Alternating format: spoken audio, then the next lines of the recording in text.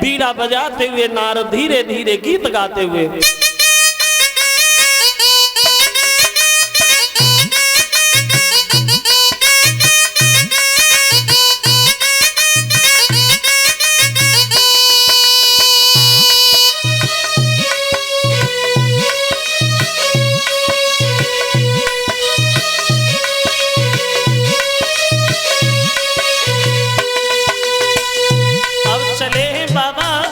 गीत गाते हुए आगे बढ़ गए। श्रीमन नारायण नारायण हरि हरि।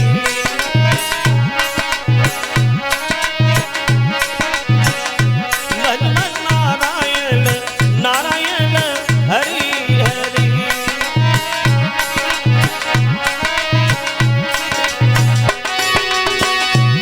तुम दीन दयाल कहावत हो,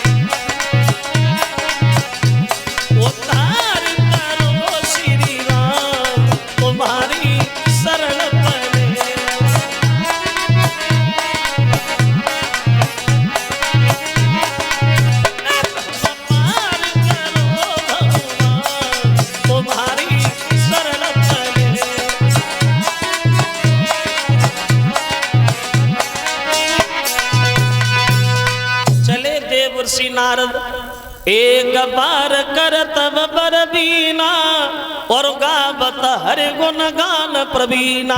पहुंच गए भगवान नारायण के पास नारद, और जो भगवान ने नारद जी को देखा तो हर से मिले। उठे रमान गेता और बैठे आसन ऋषि समेता, हर से मिले। आइए बाबा जी पधारिए। आज तो बड़ी मगन दिखाई दे रहे हो। नारद भगवान पूछने लगे क्या मिल गया? तो नारद जी बोले मिल गया। अरे प्रभु क्या नहीं मिल गया, तुम्हारी ऐसी कृपा रही हमारे ऊपर जो कामदेव ने सब कुछ किया, लेकिन मेरी आंखें नहीं खुलवा पाया। वो खुलवा कैसे लेता, आखिर को बाल ब्रह्मचारी है देवसी नारद।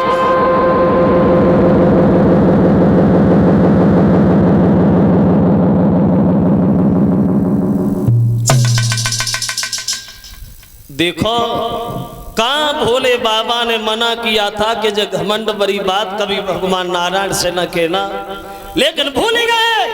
घमंड में इतना भूल गए जो शंकर जी की कई हुई बात भूल गए और सारी मर्यादा के दिवाले ही हो गए। वो नारद जो है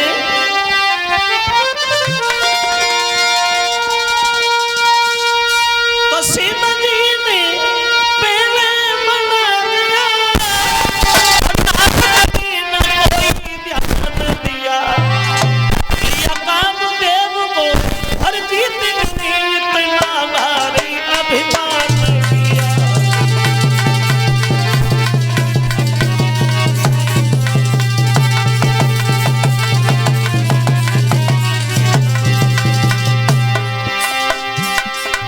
भोले बाबा ने मना किया था, लेकिन नारद नहीं माने, नहीं माने। देखिए और बोले भगवान से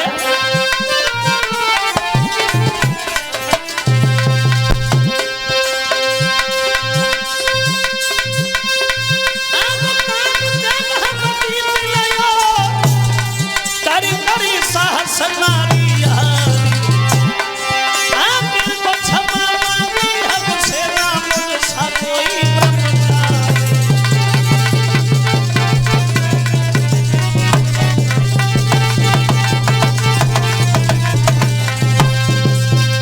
बोले मेरे बराबर दुनिया में कोई महात्मा नहीं है, मेरे बराबर कोई ब्रह्मचारी।